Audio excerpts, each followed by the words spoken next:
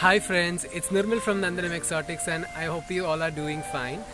Today we'll be looking at two Lotus or Nelumbo hybrids that are awesome for container gardening. So enjoy the video.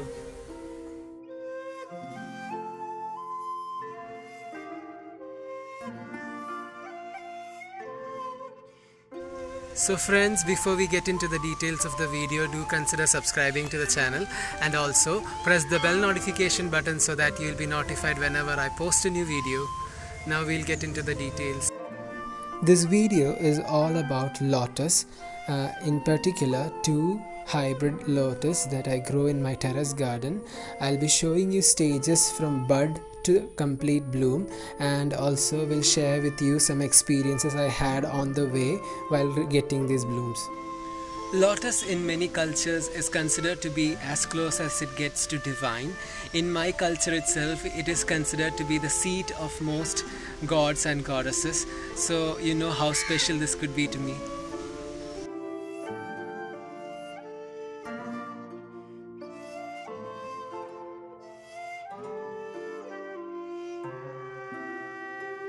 So first on our list of lotus that I'm featuring in this video is Nelumbo Lady Bingale. It is a lotus hybrid that is dwarf and miniature in size for small scale pond gardening. I started this hybrid from tuber, and to my surprise, within 2 weeks of planting the tuber, it gave me its first bud. Since then, it took approximately 12 days to reach maturity and be ready for blooming. But unfortunately, I discovered that the tip of the bud that was supposed to bloom was chewed off by some rodent during the night. So I was forced to bloom or make the bud artificially bloom. It's called coaxing a bud. This is the process by which a very mature lotus bud can be gently tapped and forced into blooming if it is reluctant to bloom on its own. So you guys can notice some of the petals being damaged. This is because of the rodent chewing off the tip of the bud. So I'm showing you guys three different blooms of the same lotus because I just want you to notice how different a forced bloom lotus looks from something that took its time and naturally bloom. This is the second bud from the same plant. Here also I forced it to bloom, and this time the fault is on me. I was too impatient and I thought it is not blooming on its own, and I just went on and coaxed it and made it bloom. But since the bud was very premature and the petals were very deep red during the stage, the flower that I got from this was also very deep colored and beautiful. Now that I learned a lesson from two buds, I decided I will not disturb the third bud and let it completely take care of its own. So I left it to its faculties, and then this is the bud that I yield. You can see how beautiful even the bud looks. The bud matured into really a ball like structure with so many petals, and I was so eager to see the third flower. And finally, after a very painstaking long wait, I got my Lady Bingale's full-fledged bloom. It was so magical, and such a small plant to give such a beautiful flower. The cultivar is well suited for small space gardening, where it can even grow and give you flowers in small bowls. It is even called a bowl variety, but I would suggest, if you are in a hot climate, to give it sufficient space so that it will perform better. This hybrid lotus is also a very profuse bloomer. It gives you one bud per every leaf it produces. This is at least true to my experience.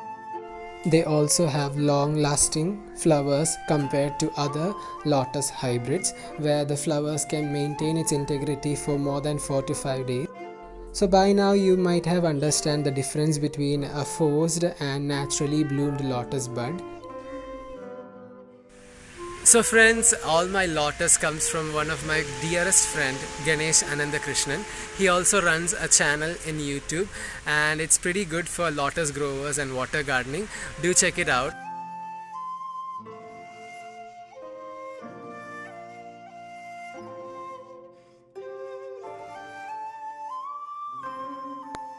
So friends, second on our list of lotus that I'll be featuring in this video is Nelumbo white puff. This lotus also was started from a tuber, and the current visuals show you the first set of buds that I got from the plant. This is a very special plant to me because it comes from the house of Ninfea and Nelumbo and was hybridized by my best friend Ganesh Anandakrishnan, who I just mentioned before.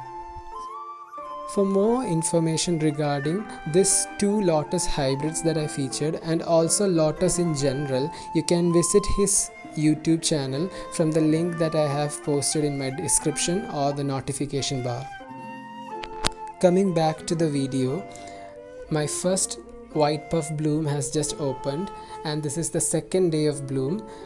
A lotus usually completely blooms on the second day of bloom. The first day usually will be more of a cup shaped flower.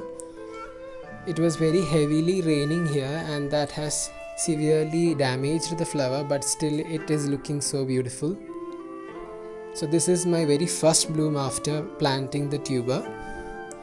We'll see subsequent blooms shortly. So this is the second bloom in the same plant after the one you just saw. Each bloom is proving to be better than the last one, with more petals and much more lush and healthy floral formation. The climate also helped out a lot. The rains were not there and we had a pleasant morning, thus giving us such a beautiful lotus bloom. So now we have come to the third bud from this plant, and what you are seeing right now is the first day bloom of the third flower.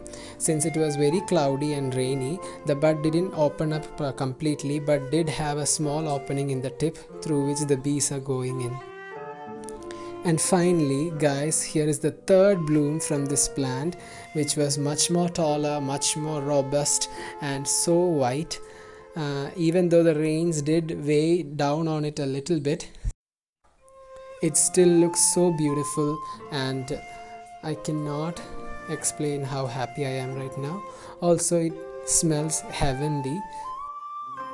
So to all the lotus lovers out there, I would suggest you to try out this hybrid for its profuse blooming capabilities and beautiful white blooms.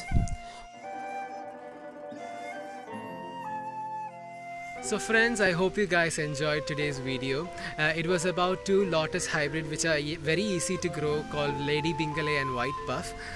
So until next time, it's Nirmal signing off.